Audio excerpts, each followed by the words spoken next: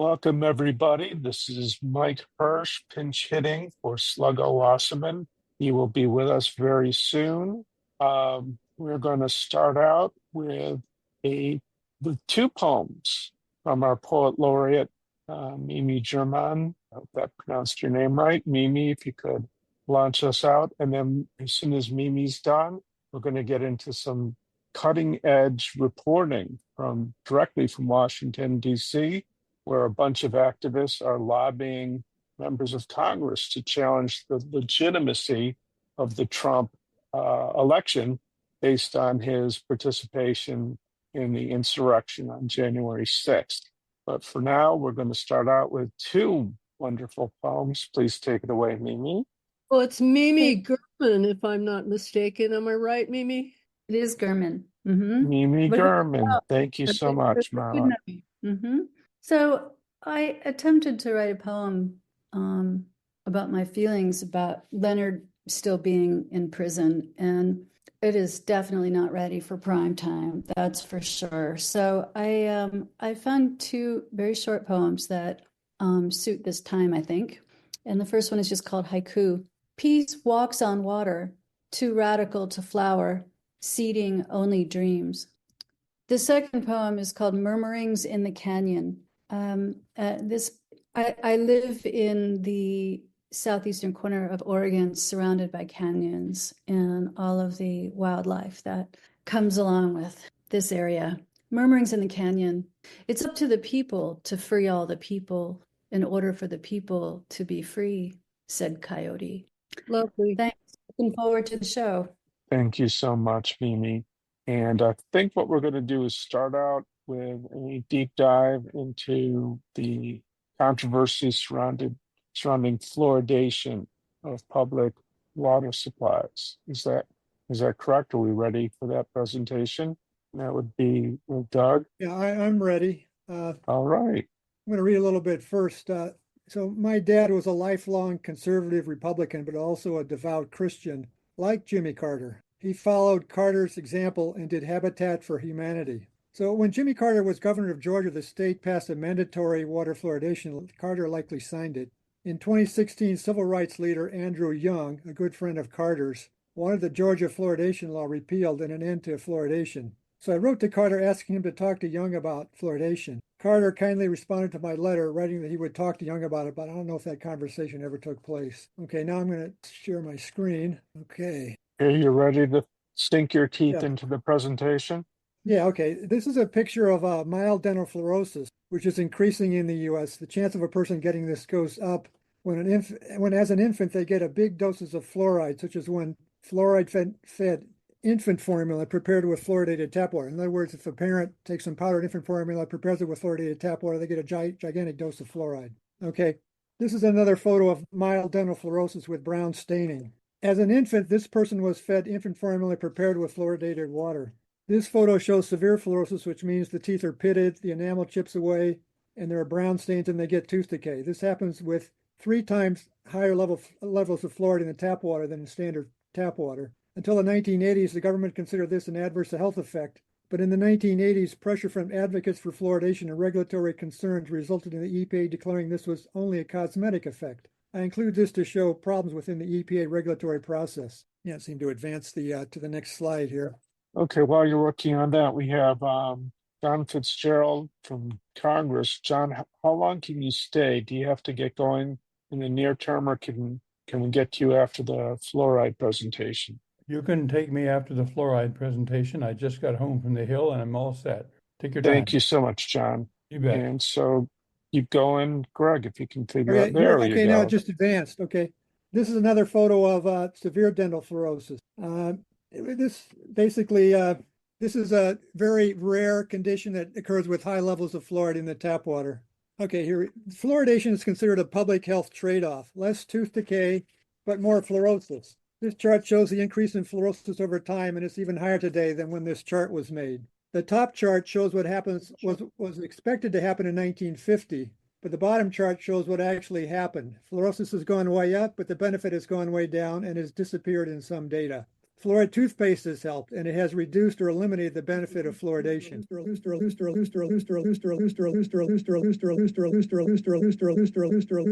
Sorry about that, everybody. Not sure what happened there, but please continue, Greg.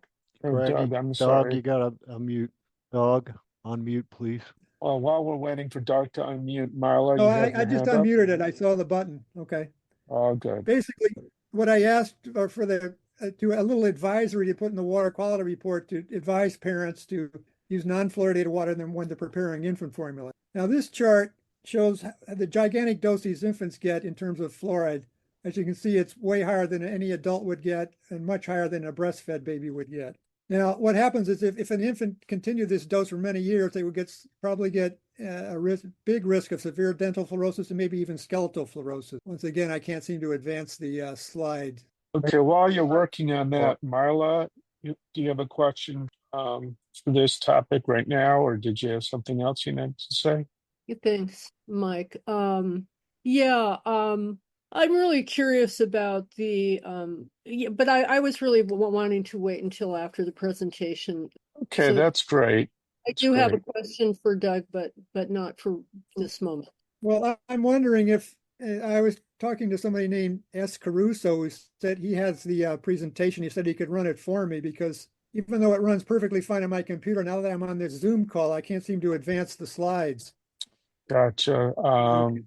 That would be Steve Caruso. Steve? Yeah, even if you hit the space bar, it's not working then. I can bring it up. Hold on a second. Give me Yeah, so Doug, if you could stop sharing for a minute and then let Okay. Steve step in. I And got to thank figure you out how so to much stop for this sharing. information so far. Yeah, all good. I got to figure out how to stop the share. Okay. The wonderful world of Zoom strikes again. Steve, maybe if you start, it will preempt Doug's share. Sure. Yeah, I can't seem. I don't know what button to hit to stop the share. We hear you, Doug. We're going to try to preempt you. So to summarize what you've done so far, and thank you so much for this terrific presentation. What you're saying is that, especially for infants, but even for adults and older children, fluoride can be dangerous and not worth the risk. Well, I'm not going. A lot of people want to stop fluoridation in general, but that's not going to happen for a long time if it happens at all in Los Angeles. So I'm just going for the easy to make field goal versus the touchdown. In other words, I just want to protect people as much as possible. And infants, okay, now here's my next slide. If an infant got the same dose they get when they get basically fluoridated infant formula, powdered infant formula prepared with fluoridated tap water, that's a gigantic dose. If they continue that dose on for a number of years, they could get skeletal fluorosis. This is skeletal fluorosis in India, where it curves bones. And that doesn't happen in the United States, but we do have a lot of adults with skeletal fluorosis in the United States. Well, actually, we don't know how many because it's not a reportable disease. Basically, and doctors are not trained to recognize it. In the U.S., a typical adult case could be a person who drank an excessive amount of iced tea along with fluoridated water. Tea is high in fluoride. They would have pain that might go undiagnosed for years until they came across a knowledgeable doctor who told them to cut out the iced tea. And after they did that, their pain would go away. Okay, we can go on to the next slide. These are reasons why this advisory should be widespread. Infants 0 to 6 months of age are no longer prescribed fluoride supplements. Preparing infant formula with a fluoridated tap water is like giving your baby a fluoride supplement. The stated adequate fluoride intake for these infants is only 0.01 milligrams per day. That's roughly the tiny amount of fluoride found in breast milk. The CDC says any additional fluoride provides no additional benefit. Thus, this is a risk for no reward situation for these infants. Powdered infant formula is manufactured without fluoride, but still has trace amounts equal to what's in breast milk. Okay, next slide. The huge increase in fluorosis seen in American children as a result of fluoridation has resulted in 2 reductions in the amount of fluoride added to tap water, one in 1962 and one in 2015. In Los Angeles, the amount of fluoride added to tap water was reduced slightly. Over half of American children now have dental fluorosis, although sometimes it's barely visible. The CDC, the American Dental Association, and the American Academy of Pediatrics have advised parents to consider the use of non-fluoridated water to prepare infant formula. With substantial scientific evidence showing fluoride can reduce IQ due to prenatal exposure and young children ingesting fluoride, this advisory is even more important today. This relatively new science is the reason fluoridation has been in the national news. Next science. There have been backroom, unwritten opposition to having this advisory appear on water quality reports due to concerns it could affect the public perception of water fluoridation. So the question is, will Los Angeles do what's best for these infants or do what's best for the reputation of water fluoridation? Next slide. There's been a lot of false information seen in recent major news stories and editorials supporting fluoridation. This CNN news article has one of the biggest falsehoods I've seen, and this is from an article that's fairly balanced. It's fairly balanced between both sides and mostly has good information. Whoops, next slide. I want to go forward. Okay, yeah. See here, there's 3 charts here. As you can, I don't know if you can see my arrow, maybe not, but there's basically 3 charts to represent how much fluoride's in the tap water with a public water system. Oops. Yeah, okay. And basically, this is from this CNN article, which appeared in November. Now, as you can see on the right, we'll go to the next slide. I'll show you what's on this right-hand column. Next slide. The right-hand column says 2 water systems in South Carolina have exceeded the WHO guidelines of above 1.5 milligrams per liter. Okay, next slide.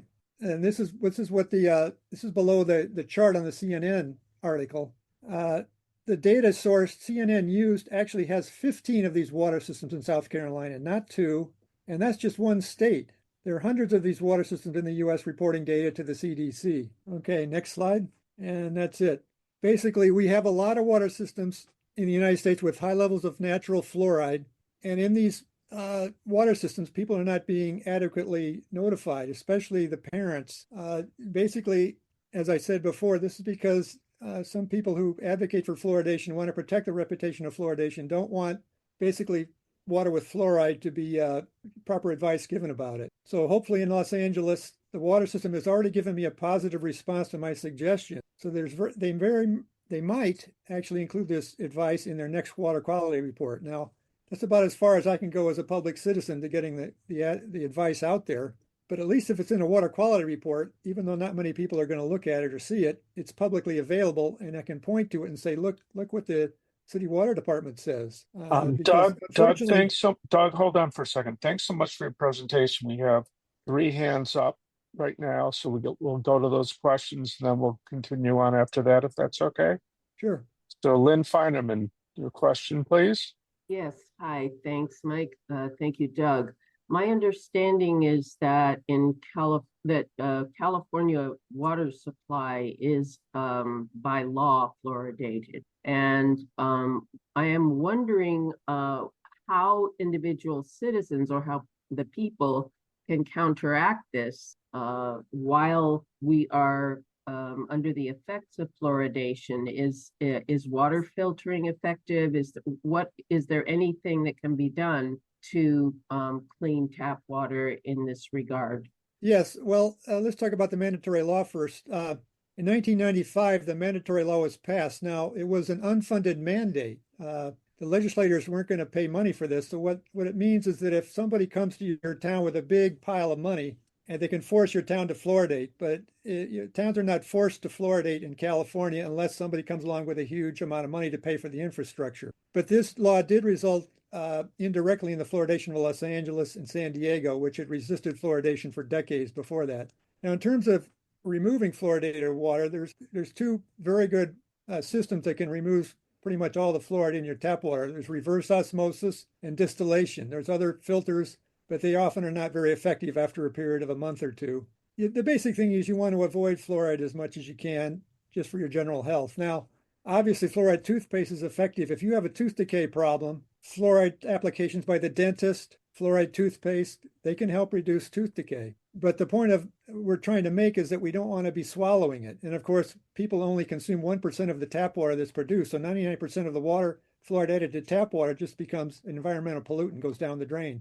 And most of the world has rejected water fluoridation. In Europe, only 98% of the water in Europe is non-fluoridated.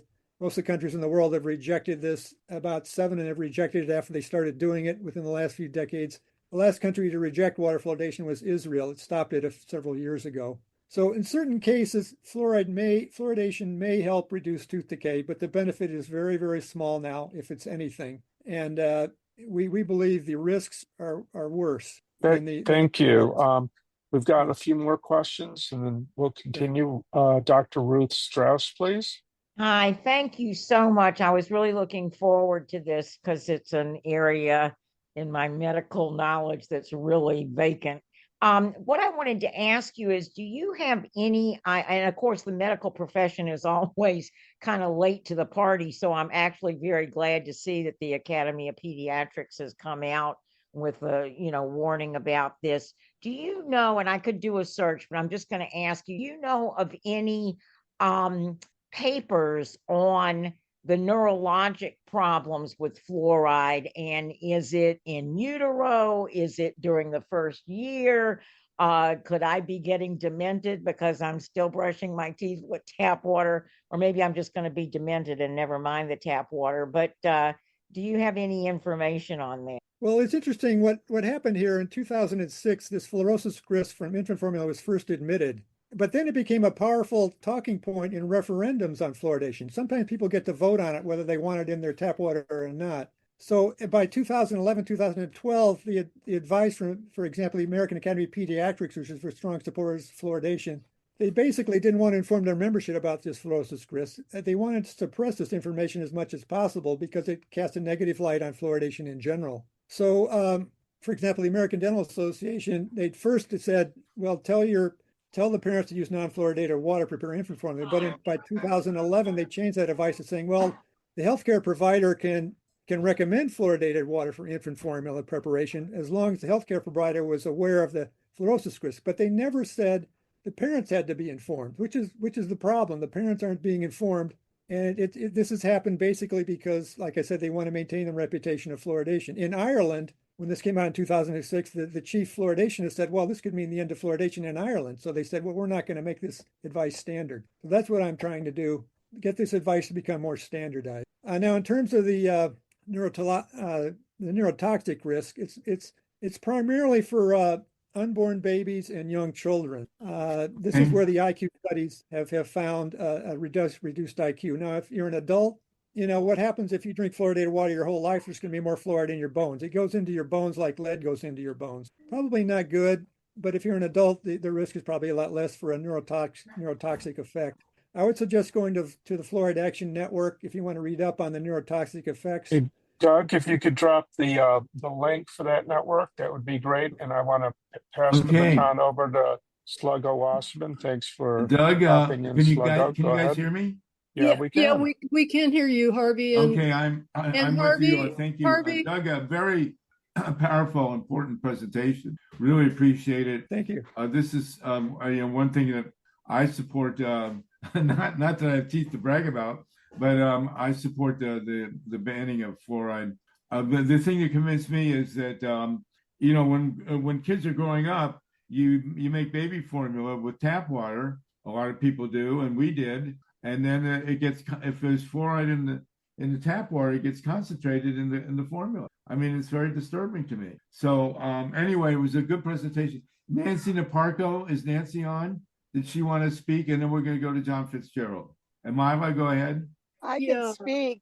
I'm not really prepared to speak, but I have a couple concerns. Number one, I'm one of those kids who grew up before fluoride was in the water, and excuse me, I just went up some steps, and had lots of cavities. And I am thrilled that there are generations since then with kids who don't have cavities. And I had begun to look this up and saw the figure that due to the fluoridation, there are 25% fewer cavities. As a neurologist, I will tell you that you got to understand that there are some pretty direct vascular connections between the brain and the teeth and the gums. And cavities are a major source of abscesses in the brain and encephalitis. So I haven't, I'm no expert on what fluoride has done to intelligence, and I don't know if anyone knows how that happens or why it would happen. But those are my responses. Okay, well, listen, thank you, Nancy. We always love to hear from you. MYLA, and then we're going to move on. I think we'll continue this in the new year. It's an important discussion, especially if Bobby Kennedy becomes head of HCW. This will be bitterly contested. And so it's something that we will come back to. Doug, beautiful presentation. Nancy, thank you for your comment. And Dr. Ruth, MYLA, go ahead. Yeah, well, Nancy and Doug, this is a question for both of you, and I'd like to know if there's any evidence that you have come across that drinking fluoridated water or consuming fluoride, as opposed to having it applied topically, has any bearing whatsoever on tooth decay. Does drinking fluoridated water prevent tooth decay, or is it only the topical application? Well, I there's would a think- slight, Go on. can I go first? There's a Yeah, slight very quickly, topical Doug, then Nancy, and then we're gonna move on. Go ahead. Thank you for that, MYLA. There's a slight topical application. When you put fluoridated water in your mouth, it mixes with the saliva a little bit. Some of it can go into the outer layers of your tooth enamel, helping that way. The question, Doug, is there any evidence that drinking it has any impact whatsoever on tooth decay? That's the question. If you go way back to the origins of fluoridation, they thought by drinking it, children would be protected. But the modern dental research says the method of benefit is primarily topical, and very, very small benefit from actually swallowing it and going down into your stomach. The benefit from that is very, very tiny, if it exists at all, according to the modern dental research. Okay, Nancy NIPARKO, you want to respond? I haven't done that amount of research. I just came across on, I think it was a CDC website, that tooth decay was reduced 25% when the water was fluoridated generally around the country. Okay. Thank you. Well, we're going to return to this. MYLA, good question. Thank you. Sure. We'll come back to this in the new year. It is going to be a big issue. Very good presentation, both, and very good questions. We got more than 60 people with us. We want to go to John Fitzgerald. I do want to mention the main reason we're meeting in the holiday season, aside from our other good work, is to remind us to work to get Leonard Peltier out of prison before Trump comes in and kills him. So we really need to be very aware of that. We have LORI GRACE with us who's working on that. We will come back to that before the end of the call. But we want to go now to the campaign on the third section of the 14th Amendment. John Fitzgerald, are you with us? And can you start to jump in with us, please? And welcome everybody. We're up to 65 people already. Thank you, Harvey. I am with you, but my video refuses to start, so we'll have to make do. You might be more grateful, actually, that it's not on, but let's go ahead. Yeah, well, likewise here. So go ahead, John, please. All right, Harvey, our good friend Stephen Spitz from the Progressive Democrats for America Virginia chapter just joined me for the better part of the day, going door to door in the Congress on the House side. My partner, Christine Real-Diaz-Sua, was doing the Senate side. We started with hard copies of the petition, which I will summarize now. We were leaving those in offices. The petition is patterned after successful petitions filed throughout history that you can find in a guide to precedents of the Congress called Dessler's Precedents. And I happen to have found it, but I recommend that you Google it if you want to find it. It has examples of instances where citizens have challenged the seating of a member of Congress because that member was disqualified or unqualified according to the Constitution. It's usually used for contested elections or when a member does no longer reside in the state from which he was elected. In this case, we would seek to ban the seating of members of Congress first and then move on to the president next. This is because there were over 120 Republicans who voted to block the count of Pennsylvania and Arizona electoral votes on January 6, 2021, the very day of the insurrection attack on the Capitol. There are 6 senators, or maybe 7, depending how you want to count the 2 votes, including Ted Cruz, who led the fight on the Senate side to block that voting. And on the House side, it was Paul Gosar of Arizona and none other than Mike Johnson of Louisiana on the House side. Those members could be disqualified by the non-challenged, non-tainted members under Article 1, Section 5, Paragraph 1, which the Constitution gives Congress, the sole power to determine the qualifications of its own members, each House. Those qualifications include determining whether a member has been disqualified, as many were after the Civil War, for participating in an insurrection against the Constitution and aiding and abetting that insurrection. We now have a similar pattern, and indeed, the Civil War was not the first time. There was a plot to keep Abe Lincoln from taking office at all. That was foiled.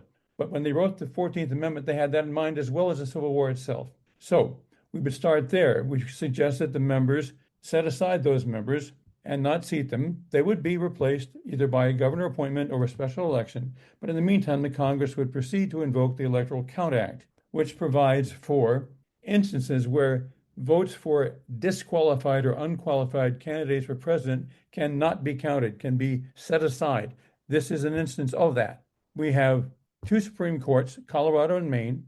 We have 3 committees of Congress that have found Donald J. Trump to be disqualified by virtue of Section 3 of the 14th Amendment, which basically provides that anyone who participates in or lends aid and comfort to an insurrection that attempts to block the proper implementation of the Constitution may not hold public, that is federal or state office. So the members of Congress who are then in Congress would then vote to invoke the Electoral Count Act. It takes a certain number, I believe it's 20% of each house, which would be easy to get, to begin that process, and then a majority actually to end it, as far as I know.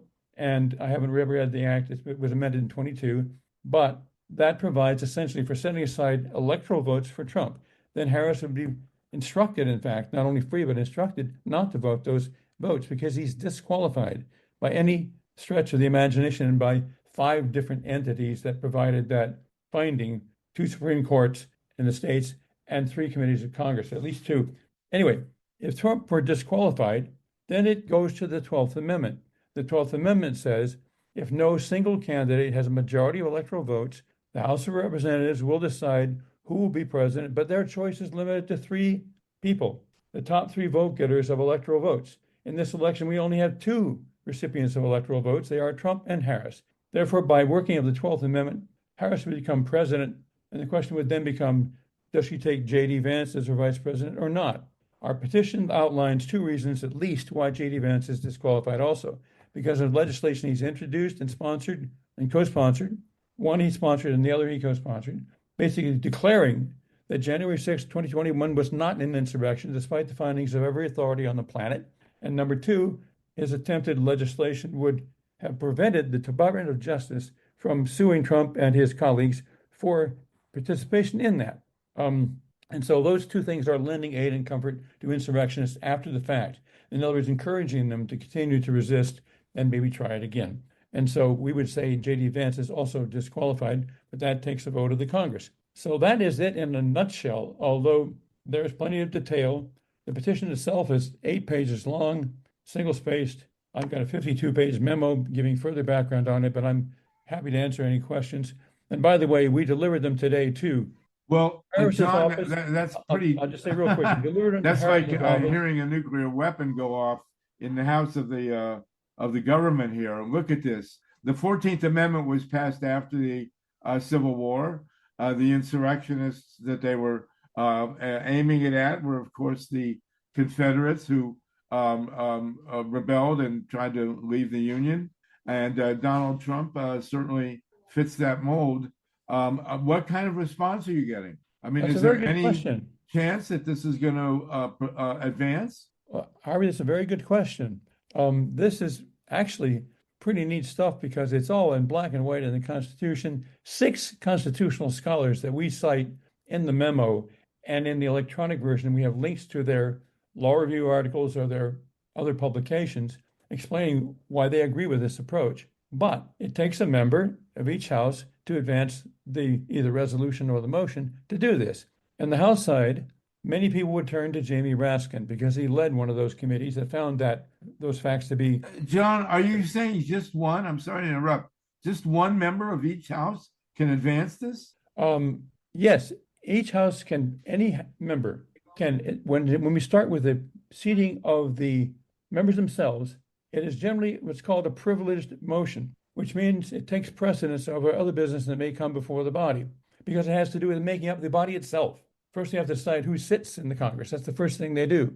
So a member would make a motion saying, I move to disqualify these 6 senators. A senator would do that. They would be Ted Cruz and on down the list. They're in the Congressional record of January 6th, by the way, in case you want to read it, about, that's a long way into it. But on the House side, you do the same thing. You cite the through recorded votes of people officially trying to block the Constitution, block Biden's electoral votes by not counting them. They were trying then to force that into the House, presumably, but all it takes is a member to make that. It takes, obviously, more than one member to pass it. Go ahead. Mind-boggling. My unfortunate experience was in 2000, we couldn't get a single senator to agree to examine the vote count in Florida, which would have tossed the election from George W. Bush, rightfully so, to Al Gore, who actually won the vote count in Florida. But we couldn't get a single senator. That's right. In Even fact, though Al Gore was the vice president and Paul Wellstone was in the Senate, Gore blocked the constitutionally approved examination of the votes in Florida, and we never got it. That's right. And in fact, Harvey, through the presidency to George W. Bush. Now we have a situation where clearly Trump is an insurrectionist, clearly in violation of Section 3 of the 14th Amendment, which was passed for this very specific purpose, to deal with insurrectionists. Are we going to get any kind of congressional hearing? That's the question. We have, it's incredibly frustrating. Anyway, 64 people with us. Mike Hirsch, go ahead, please, Mike. Yeah, I just want to offer a quick reminder that this is a nonpartisan Zoom. However, we do stand up to the Constitution, which is nonpartisan and doesn't even reference political parties at all. So we're supporting the Constitution, and this is something that every conservative should do, every strict constructionist should do, if there are any of them still left in the Congress. And thanks so much, Sluggo. Could I make a point there? The people who petitioned the secretaries of state in Maine and the courts in Colorado. Grace, Lori, did you want to chime in here and does it say Merry Holidays behind you? Whatever. Go ahead. Yes, I wanted to say that I'm very excited about what John Fitzgerald has talked about. And I know he's been walking around Congress. I still haven't heard a clear description of how he was received or not. So I'd really like to know that. And I know that he's planning to stay, because I talked to him, till January 6th or 7th. So I'd like to hear a little bit more about the initial reception and with whom. Well, John, that's a fair question. A few notes. You haven't been tarred or feathered yet. So what exactly is the response to your travels around the Congress? Well, although the buildings are open, the Congress doesn't reconvene until tomorrow, but we wanted to make sure some of the key offices had a paper copy as well as an email copy. And in fact, the clerk of the House refuses email and refuses to have a delivery in person. So we had to do that by U.S. Postal Service, overnight delivery to the clerk. The Senate secretary is much more friendly. In fact, we talked to the lady who runs the Senate Secretary's office today, had a pleasant conversation, outlined the petition, and she sent it over to the parliamentarians' office because they take the next steps on this. We also had a brief conversation, a very pleasant conversation, with Vice President Harris's office manager in her office in the Senate, because she's also president of the Senate. And in that capacity, she will count the votes. So we were well received there. The other offices, by and large, were closed. So we simply had to leave our petition under the door in this case, although we've sent it by email to a great number of people. But we have strategically selected the signers so far to include Jamie Raskin's constituents and several other key folks. And we've had recently a couple of other folks join us, although we do very much appreciate anyone who can sign on. Thank you. Well, there's clearly a solid constitutional ground for this. I know that the famous Harvard law professor Lawrence Tribe has chimed in on this. Somebody needs to write a definitive piece, or if there is one out there, to send it. Steve Caruso, maybe you're aware of it, if such a piece exists. MYLA RESON, did you want to comment? And then Doug? Yeah, I do. I just want to thank Lori and Andrew for their work on getting people to Washington to lobby Congress. And I put a link in the chat, which is really easy for people who might be listening. And that's, there's a train behind me, but for people who are listening, the website is nowmarch.org. And there's a link in the website for, there is an effort to get people to Washington to lobby. And I'm wondering, John, will the offices be open in the next few days? I was kind of distracted, and I'm not sure whether you mentioned that Congress would have to be there. They come back into session tomorrow, but how long they remain in session tomorrow is another question. But they're certainly in session on the 3rd, which is the first day of the convening of the next Congress. They'll be fully busy all throughout the day, the 3rd. And then on the 6th, they will be counting the electoral votes. That is, the president of the Senate, Ms. Harris, will do that. And so they'll be very much in session the 3rd, 4th, 5th, and 6th. But until then, we have our homework to prepare these people.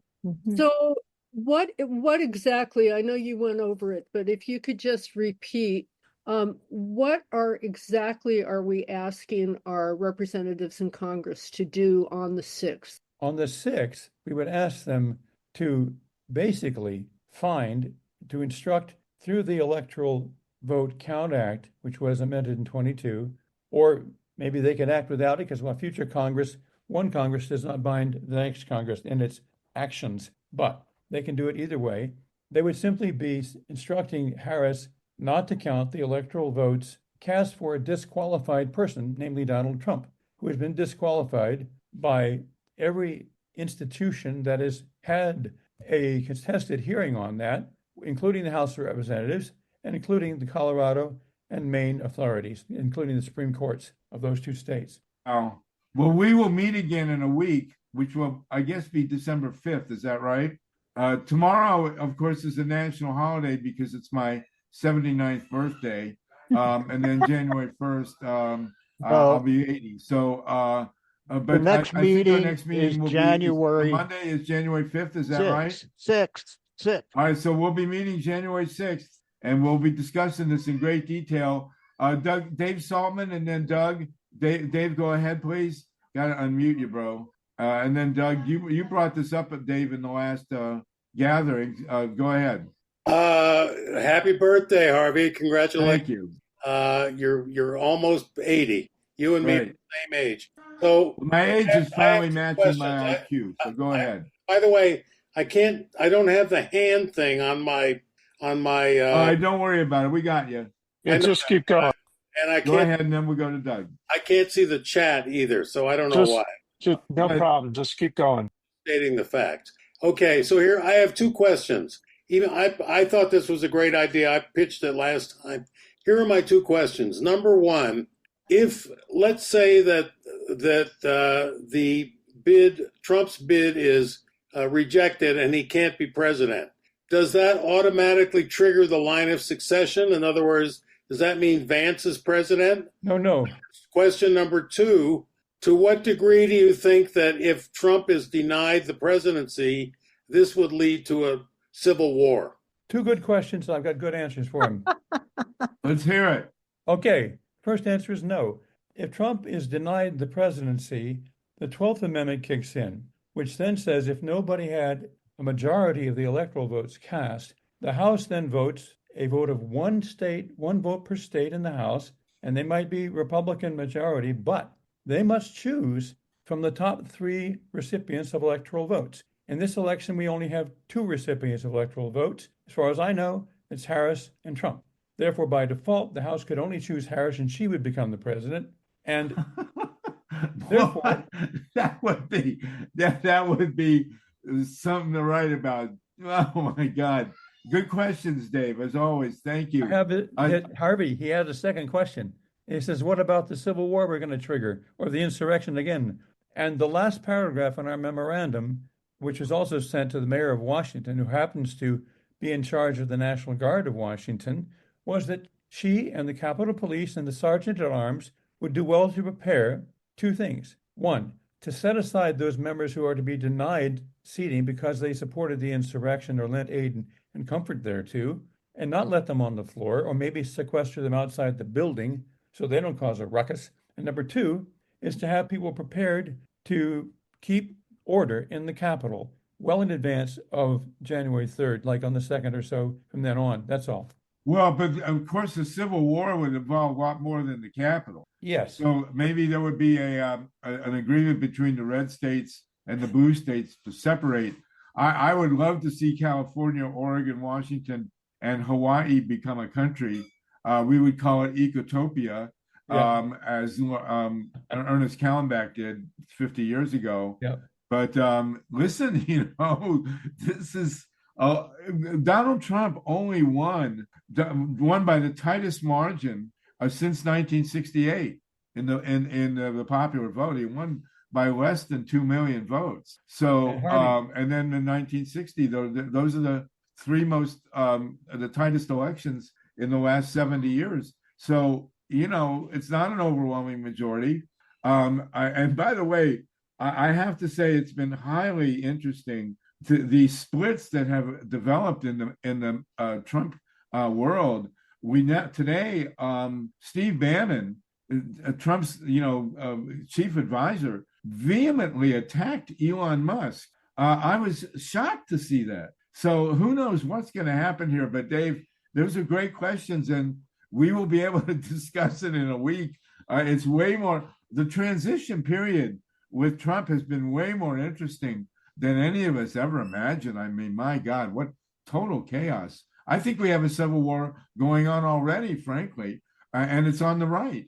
The left, of course, in the Democratic Party has been completely asleep. If Kamala was somehow chosen by the Congress, they'd have to wake her up. I mean, she's completely disappeared. Okay, Doug, Mike, and then, Mike, you had a hand. And then back to Lori and John. Doug Crageo, and we are going to cease at the top of the hour. I do want to again remind everybody that we are working very hard to get Leonard Peltier out. I know Lori is committed to it, and we really need to sign the Amnesty International petition and call the White House. I mean, it's just outrageous that he hasn't been freed. I do want to throw in one more thing. I cannot resist. There was an interview with President Biden, and he said in the interview that if he had not stepped down and that Kamala had not been the nominee, but that he would have won. I'm just going to leave that for what it is. But that is a bona fide interview with Doug Biden. Fitzgerald. Joe Biden. Doug Crageo, go ahead then. I would like to hear. Back to John. I would like to hear a little bit about the prosecution of people that tried to make Trump president 4 years ago. I know at least one lawyer. I think some of the people have volunteered to be electors. Some of these people are being prosecuted. I'd like to hear about those prosecutions, if there's any news on those. I think it's a mixed bag. I think it's been varying from court to court.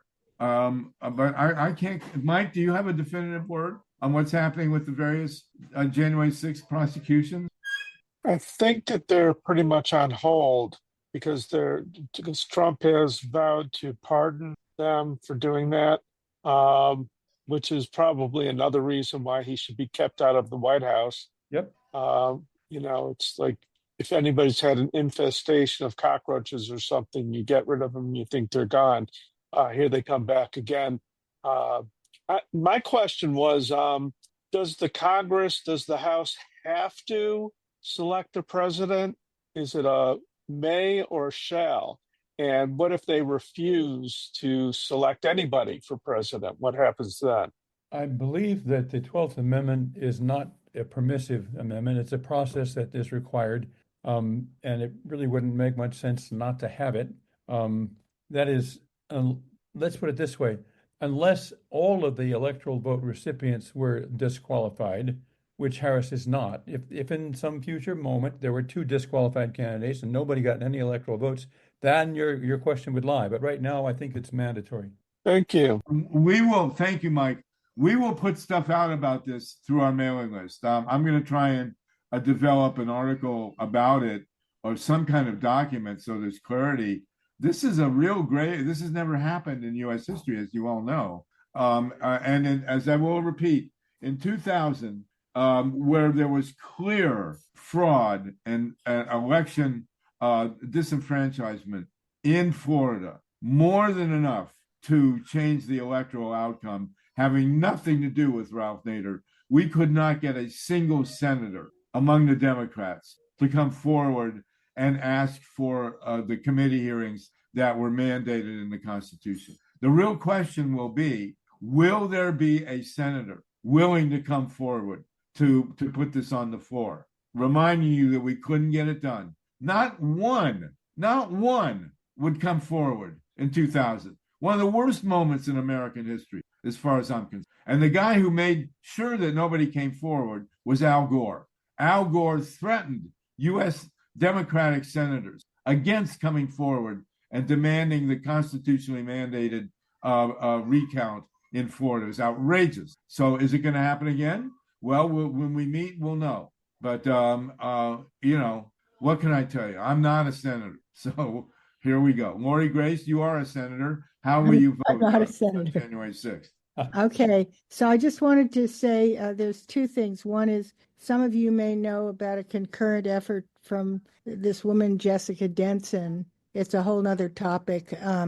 And John Fitzgerald, I've been really impressed with how you are doing this. When I hear you say we got to stay over the weekend and get our act together, I definitely support that. I've been involved deeply in earlier elections. And also there could be, with senators not stepping forward, some fear about reprisals, you know. So we have to think together with them about their security and what can we offer, what can we not offer, you know, just that kind of thing. So I think for those people who want to be deeply involved, coming over is an excellent thing. And even doing it, you know, like over the weekend and getting really prepared. I know that Bob Fitrakis and I, when we were fighting things, we got really prepared. We tried to have, I mean, let's even bring in Spoonemore. Let's get everybody organized. Brett Kimberlin, different people. So that's what I support. Can I reply? Of course. Thank you so much for that. John, do you have something else? And then we're going to go to Steve. We are going to adjourn in 6 minutes. So anybody else want to jump in, raise your hand now, please. And Okay. again, remember Leonard Peltier, please. Of course. Steve Caruso, go ahead. I thought I was going to reply to Lori. I'm sorry, John Fitzgerald, then Steve, go ahead. Well, I agree with Lori. It takes persistence in these times, and our time is short.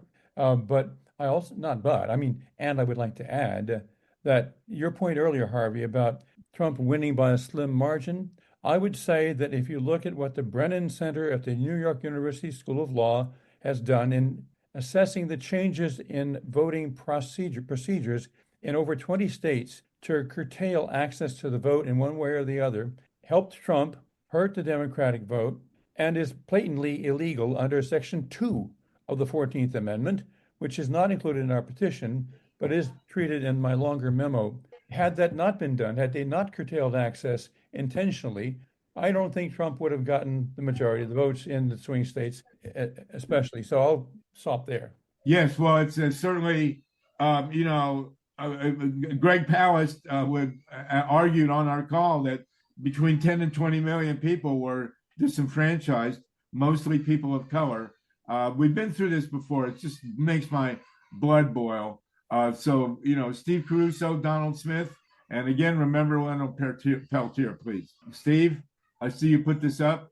Yeah. So we went through this in 2020, and I was screaming, holy heck, that 14th should be invoked. None of these people who supported the lying in chief should have been in office because they were supporting the insurrection, regardless of the court cases, the outcomes.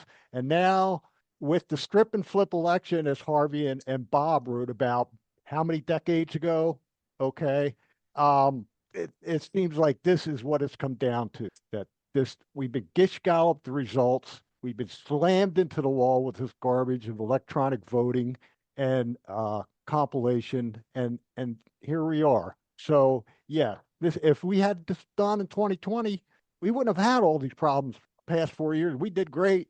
I mean, people did great. The government did great.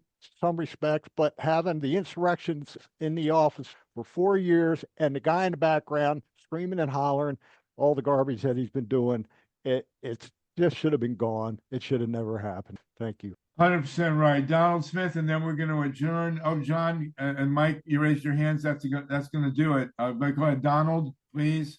Got to unmute you. John Fitzgerald, go ahead. So, okay, my question is, Donald. In order to apply the amendment, someone has to make the determination that there was an insurrection. Who gets to make that determination? If it's Republicans, Republicans are going to vote no, and the Republicans have a bare majority. So I'm just saying, is there any hope for this?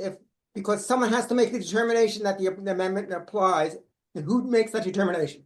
Well, listen, the least is that we would have lost in Florida probably if they followed the Constitution, but at least they would have followed the Constitution. As far as I'm concerned, in a nonpartisan way, this discussion has to happen. It's outrageous that if they don't even bring it up. And clearly there was an insurrection. The question is there one U.S. senator willing to, raise this issue? John Fitzgerald, Nicole Ung, and then Dave Saltman. Harvey, thank you. I think Donald, I didn't mean to short shrift you there, but the discussion has to be had. This should be discussed on the floor of the United States Congress, for God's sakes. John, go ahead. Officially, you have a number of different people with jurisdiction over this question, but besides those folks, you have Chris Van Hollen of Maryland, who early on in 2021 called for Trump's removal under the 25th Amendment, they're saying he was unfit to serve in office because of what he was doing with the insurrection on the 6th of January. And so Van Hollen, we've approached him to be one of the leaders on this. He wasn't in, but we'll hope to speak with him soon. And then, of course, you have Amy Klobuchar, chairs the committee with jurisdiction over election law from Minnesota. And of course, Chuck Schumer decides what goes to the floor and what doesn't in the Senate. So those are three quick answers over there. All right, well said. Nicole and then Saltman. David, Nicole Ung and then Dave Saltman. I don't see what happened here. David, go ahead, Dave. And can you hear me? Yeah. Okay. Correct me if I'm wrong, Mr. Fitzgerald, but my understanding is the question of whether or not insurrection was committed by Trump has already been adjudicated in the Colorado Supreme Court and in the lower courts in Colorado. And my understanding is that when the Supreme Court took up Trump versus Anderson, that was not an issue. The only issue was whether or not a federal nominee could be taken, whether a state court could take a federal nominee off of a federal ballot. But there was no discussion. That was considered res judicata, to use the legal term, which I probably got wrong. That's right, David. That res judicata, not adjudicata, but we call it res judicata. But you're absolutely right. And the Supreme Court of the state of Maine also sustained the same finding by their Secretary of State, ours, as I live in Maine now. So you're right on all counts. I know this is our last minute here, and I didn't want to interrupt you, John. I wanted to ask if you could focus us a little bit on what we can do to help you out. If being there in Washington with you, what would that scenario be? And if there's things we can do from home, what is that scenario that we can do to be supportive of you with your effort and your petition to move it forward in a serious way? Thank you so much. I will give you a quick answer. You don't have to leave your home to do a lot. Call 202-225-3121, which is the Capitol operator phone number. Ask for your member of Congress and then ask for your senator. He or she will patch you through, and you ask them to support or to make a motion on the floor to first eliminate those members of Congress from being seated on the 3rd, who then voted back on the 6th day of January 2021, not to allow the Pennsylvania and Arizona electoral votes to be counted in order to further the insurrection plan. Next, they would then move to Trump, and on the 6th, they would instruct Harris not to vote the disqualified person into office. And as we've just heard, 3 or 4 different bodies have adjudicated that question. He is an insurrectionist, as and aid and support to the insurrection. He is therefore disqualified. The Supreme Court did not touch that issue. They said only Congress can figure out how to enforce it. I'll stop there. Well, it's got to be dealt with. This can't be swept under the rug. Nicole, are you unmuted? Did you want to say something real quick? Yes, I do. I couldn't Please. unmute myself earlier. You're good. You're good. Forgive me. This is the first time I'm joining this group. I don't know Okay. if I can submit for your approval to discuss now or next time. I would like to ask for if people can also ask Biden for a pardon for Mr. Littlejohn. He's a IRS whistleblower who handed in, the tax return of Trump and all the billionaires. It showed how those oligarchs never paid any taxes. And he's serving 6 years in prison. It was like multiple times, the normal sentence for a normal person. And we feel that Biden should pardon him. I can't hear you. I'm sorry. Thank you, Nicole. That was a great presentation, and we can ask people to do that while they're also calling the White House to ask for clemency for Leonard Peltier. Leonard Peltier and our buddy Steve as well. Laurie, Grace, and then we got to go, guys. Thank you, Mike. Anybody else want to jump in very quickly? Go ahead, Laurie. I got to unmute you here. You're not on. There you go, Laurie. Grace, go ahead. I really want to encourage people to make it over to Washington who are capable of doing that. Between Jessica Denson and what she's doing and what you, John, are doing, there's an amazing education in what's possible around elections. So I just wanted to emphasize that for those of you who can or know people who are in Washington or nearby, to come. It's going to be an incredible education in American attempts at democracy. Thank you, Laurie.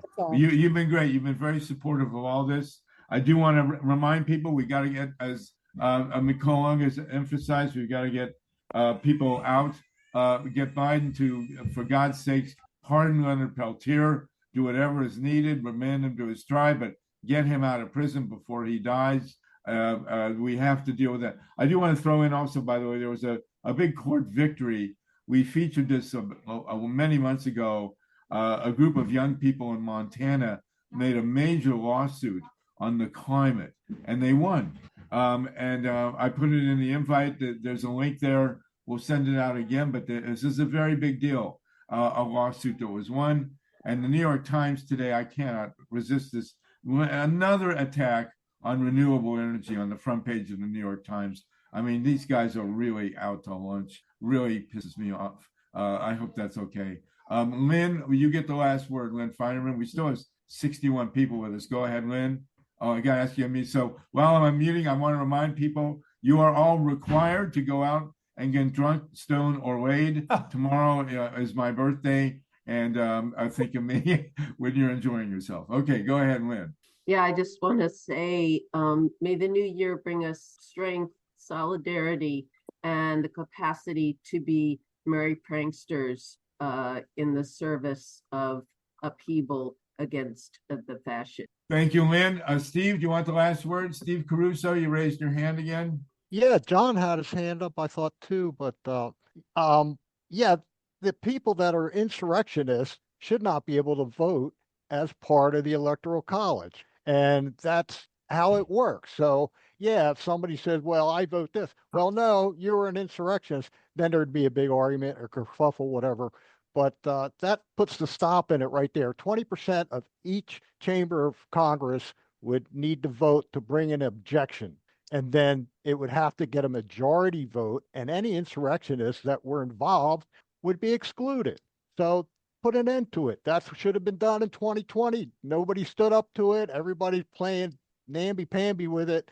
Let's go, folks. Thank you. And real quick, Sluggo, I'm going to drop in a link so people can contact the White House and figure if Biden can pardon his own son, he can do the same for Steve Donziger, Leonard Peltier, and Nicole, let's see. She's talking about Littlejohn, Charles Littlejohn. And how about Mumia?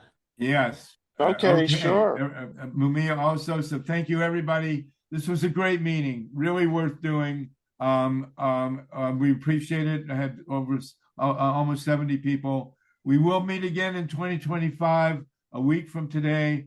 I will be pushing 80 by then. And everybody have a great New Year's. Thank you, Steve, for engineering. Thank you, Mimi, for your poetry. And thank you, everybody. No nukes, everybody. We'll see you next week. Thank you, Harvey. And next year. Thank you, John. Thank See you. you all next year.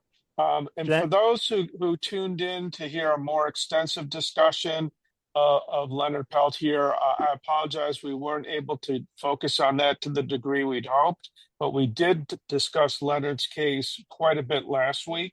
So if you go to our website, grassrootsep.org, you can look up previous Zooms. And, we basically covered all angles of that, and we will do so again. So keep the faith. See you in Solartopia.